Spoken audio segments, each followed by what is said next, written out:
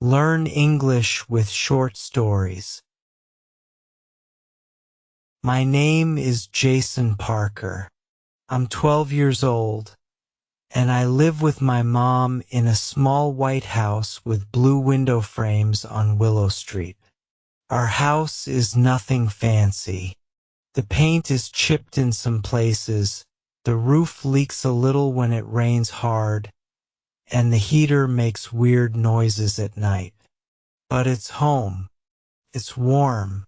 Smells like cinnamon and bread, and it's full of love. It's just the two of us. My mom, Amanda, and me. Dad left when I was really little. I don't remember his face or his voice. Sometimes I see other kids at school playing with their dads, or throwing a football in the yard, and I wonder what that would feel like. But I don't let myself think about it for too long, because honestly, I have everything I need in my mom. She's strong, kind, and brave. She's my best friend, my teacher, my coach, and my hero. Every morning starts the same way. I wake up to the smell of cinnamon tea and toasted bread. Not an alarm clock, not yelling, not noise, just warmth. My mom gets up at 5 every day to get ready for work. She works in a bakery called Maggie's Oven. It's a 20-minute bus ride away, and she never complains, not when it's raining. Not when it's freezing, not even when her shoes are falling apart.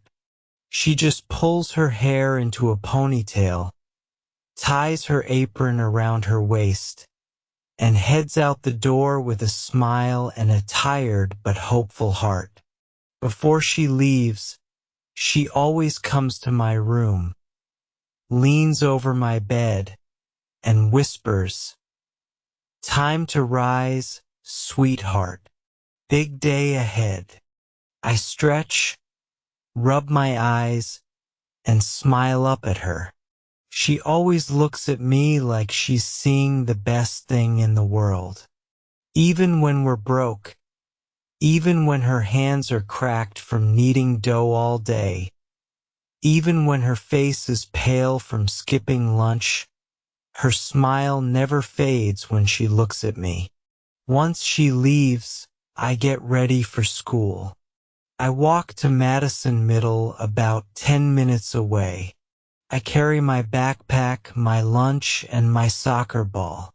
The ball is old and a little deflated, but I love it like treasure.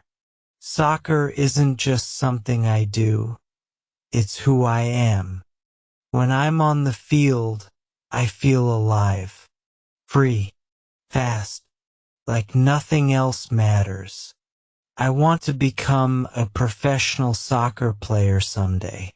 Maybe play for LA Galaxy or even in Europe.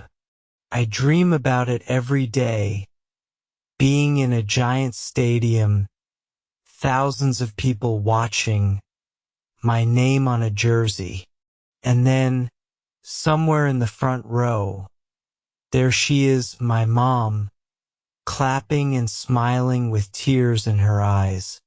That dream keeps me moving forward. At school, things aren't always easy. I'm not the smartest kid in the class. Math is hard for me. Sometimes I get nervous when the teacher calls my name to answer something. But I try. I really do. My mom always tells me, success doesn't mean being the best. It means doing your best. My best friend at school is Tyler. He's tall, funny, and a crazy good goalkeeper. We sit next to each other in every class we can. During lunch, we draw soccer fields on napkins and plan how we'll one day play in the same team. But not everything is sunshine. Some kids make fun of my clothes. They say they look old or weird. I don't wear the newest sneakers. My backpack is stitched up in 2 places, but I try to ignore it. Mom always says, kindness makes you rich, not money. After school, I go straight to the park near our street. That's where the real magic happens. Older boys play there every afternoon. At first, they wouldn't let me join. I was too small, too new.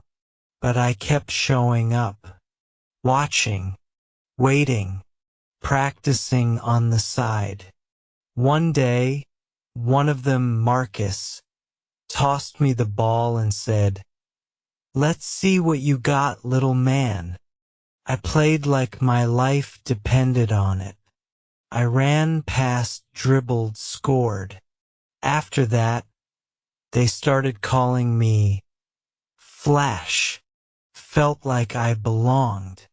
When I get home, it's usually around 6 p.m. My mom is there, sometimes sitting on the floor with bills spread out, sometimes stirring a pot of stew on the stove.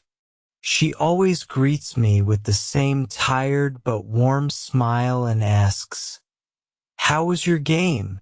Score anything today?" We eat together, sitting cross-legged on the carpet. No big table, no fancy chairs. Just us and the little wooden coffee table that's scratched from years of use.